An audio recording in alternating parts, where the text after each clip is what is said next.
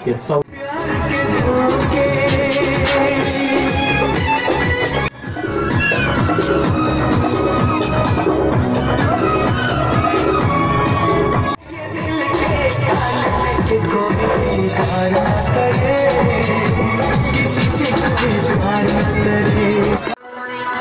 दीवानो मुझे पहचानो, कहाँ से आया मैं हूँ कौन।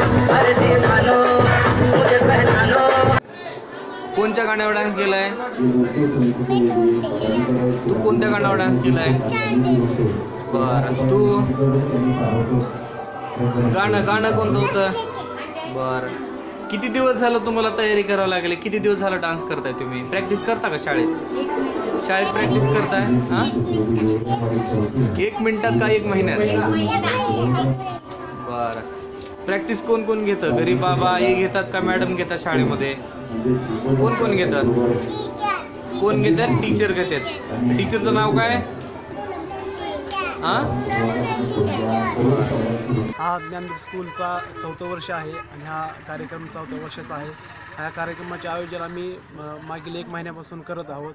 हा कार्यक्रम लहान मुलांचा असल्यामुळं त्यांना घडवण्यासाठी या ठिकाणी आमचा स्टाफ मागील 1 महिन्यापासून कष्ट घेत आहे. तसेच या ठिकाणी मी ग्रामीण भागात शाळेचं ओपनिंग केलेलं आहे. ग्रामीण भागामध्ये भरपूर अडचण आहे, तरी पण या ठिकाणी आपला विद्यार्थी कुठंतरी चमकला पाहिजे आणि आपला विद्यार्थी घडला पाहिजे. शहरी विद्यार्थीबरोबर आपलासुद्धा विद्यार्थी चमकला पाहिजे, हे उद्दिष्ट ठेवून या ठिकाणी मी शाळेचं ओपनिंग केलेलं आहे.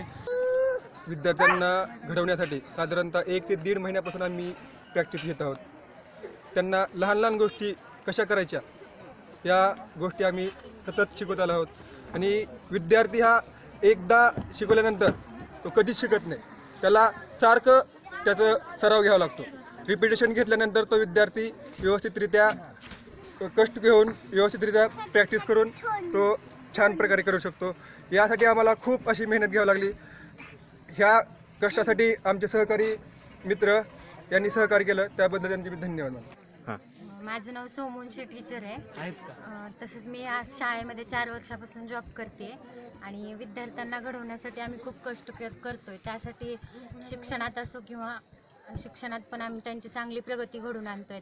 त्याबद्दल आम्हाला पालकसुद्धा सपोर्ट करतात.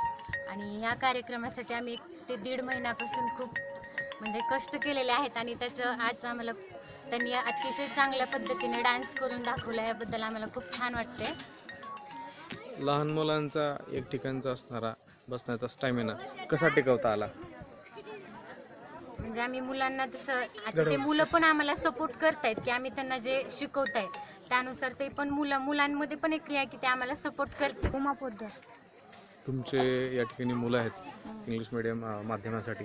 उस्मानाबाद, लातूर सारख्या शहराच्या ठिकाणी आपले मुलं पाठवण्याची आपली नेहमीची इच्छा असते. अगदी ग्रामीण भागात सुरू झालेली नुकतीची शाळा 4 वर्ष झाले, प्रगतिशील पदावर आहे का?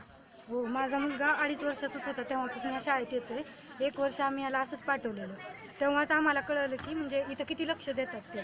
पर्सनली विद्यार्थ्याकडे लक्ष दिलं जातं आणि त्याचं एज्युकेशनल नाही तर फिजिकली सुद्धा त्याची ग्रोथ छान झालेली आहे.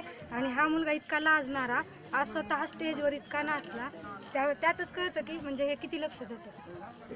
शाळा खूप छान आहे. आम्ही हॅप्पी आहोत की इथं घातल्यामुळे.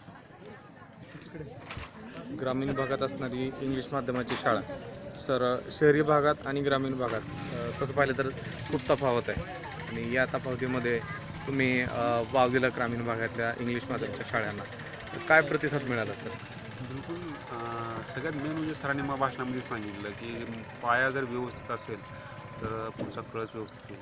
आणि खरं सांगतो ह्या शाळेमध्ये आल्यापासून हा जो पाया आहे हा सर एकदम व्यवस्थित, सर झाले, सगळा स्टाफ झालं, हा पाया खूप महत्त्वाचा व्यवस्थित बांधत आहे की ज्याच्यामुळे आम्हाला पुढे इमारत बांधायला खूप सोपं होईल. या शाळेची फीस लक्षात घेता आणि ॲक्टिव्हिटी लक्षात घेता काय सर गुण कुठल्या शाळेला द्याल, ग्रामीण भागातल्या का शहरी भागात? प्रॉब्लेम असा झाला आहे की एक पालकांचं काय झालं आहे की एक ड्रेसिंग सेन्स जो आहे ते ड्रेसिंग सेन्स बघितल्यानंतर एक फक्त दिसायला खूप चांगलं वाटतं आहे की बाबा शहरी भागाची कसं आहे फक्त ॲडव्हर्टायझिंग आहे आणि मुलगा दिसला व्यवस्थित की चांगलं आहे असं वाटतं आहे. पण तसं काही नाही. शहरामध्ये आलेला पाल्य आणि आपल्या पाल्य त्याच्यापेक्षा मला तर वाटतं, मी बघतो शहरामध्ये उस्मानाचे पाल्य त्यापेक्षा आमचे पाल्य आहेत त्याच्या पुढे आहेत. माझ्या मुलाचे नाव सायराजी पोद्दार.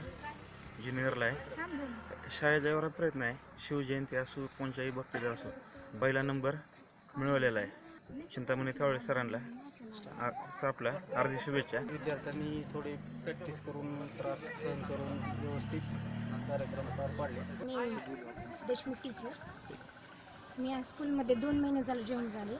पहिली परिस्थिती अशी होती की म्हणजे स्टार्टिंगला आलते तेव्हा मला असं वाटलं की खूप लहान मुले ते टीचिंग केल्यानंतर त्यांना समजेल का नाही असं वाटत होतं. पण त्यांनी मुलांमध्ये इतकी छान ॲक्टिव्हिटी आहेत की ते खूप लवकर कॅच करतात. आणि जसं ग्रामीण भागामध्ये मुलं खूपच डल असतात असं म्हणतात, तसं नसतानासुद्धा शहरी भागापेक्षासुद्धा ग्रामीण भागामध्ये मुले हे खूपच छान आहेत आणि खूपच सुंदर ॲक्टिव्हिटीज त्यांच्यामध्ये अंगीवरत आहेत. आणि ह्या सगळ्या स्टॉपमध्ये सगळेच खूपच सुंदर टीचिंग करतात. मी कार्यक्रम पाहत असताना पाहत होतो, अगदी स्टेजच्या बाजूला होता तुम्ही.